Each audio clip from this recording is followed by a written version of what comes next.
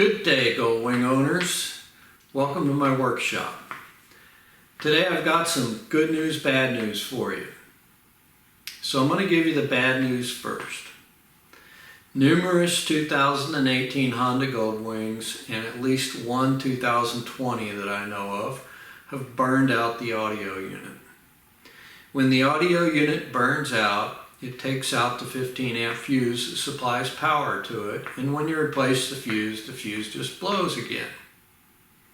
Now when you lose your audio unit, you lose of course all your audio functions, you lose your navigation, you lose your meter panel, you lose the ability to change ride modes, and you lose the ability to change suspension settings, among other things. So this severely limits the operation of the motorcycle. A new audio unit from Honda costs around $4,000. And in most cases, Honda is not covering these under warranty when they fail. So here's the good news.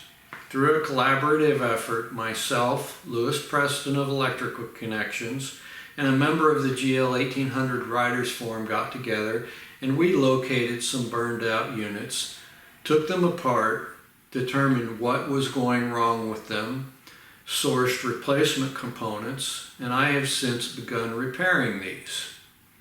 I've now repaired about 6 of them, and several of them are back in motorcycles now and out on the road working fine.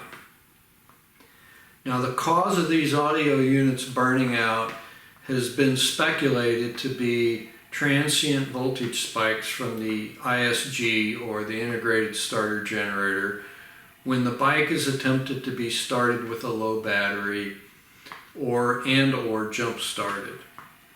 It appears that these high voltage transients are taking out the filter circuits in the audio unit.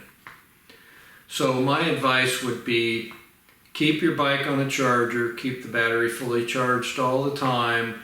When your battery starts to show signs of going south or getting weak, replace it before it does damage to your audio unit. If your audio unit is damaged and you get it repaired, you probably should also replace the battery at the same time. Now in a moment I'm going to show you where the audio unit's located and give you some brief instructions on how to remove it, along with supplying you my email address where you can contact me. I can generally repair these units in about a day or two and get them back on their way to you. I'm using upgraded, more robust components when I repair these, so hopefully they'll be a little stronger and you won't have this happen again if I do have to fix yours. Now I'm only currently charging for parts, which is typically about $25, plus whatever return shipping fees are.